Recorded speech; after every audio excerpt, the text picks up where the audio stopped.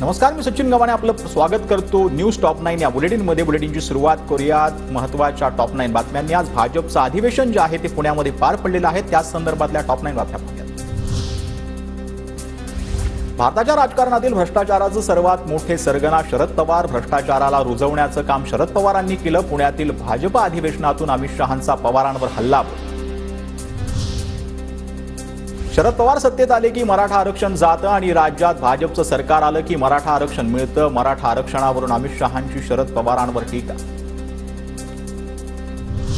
Uddhav Thackeray Aurangzeb fan क्लबचे नेता. ठाकरे संभाजीनगर नावाला विरोध करणाऱ्यांच्या मांडीला मांडी लावून बसले.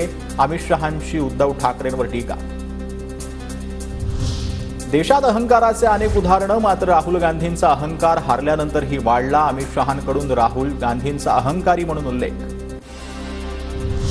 आजची तारीख लिहून ठेवा. विधानसभा निवडणुकीनंतर महायुतीचंच सरकार येणार. उपमुख्यमंत्री देवेंद्र फडणवीसांकडून विश्वास व्यक्त. भाजप महाराष्ट्र प्रदेश अधिवेशनाला प्रकृती अस्वस्थ्यामुळे उपस्थित राहू शकलो नाही, त्याबद्दल दिलगिरी व्यक्त करतो. नितीन गडकरींची ट्विट करत अधिवेशनातील अनुपस्थितीबद्दल दिलगिरी. मराठा समाजातील गरीब मराठ्यांना आरक्षण मिळालं पाहिजे ही भाजपची भूमिका. उपमुख्यमंत्री देवेंद्र फडणवीसांचं भाजपच्या अधिवेशनात वक्तव्य.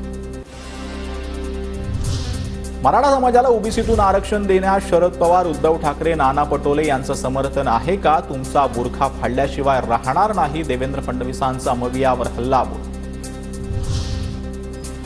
विरोधकांना उत्तर देण्यासाठी परवानगीची वाट पाहू नका. बॅटिंग करा पण हिट विकेट होऊ नका. सेल्फ गोल करू नका. फडणवीसांच्या कार्यकर्त्यांना सूचना.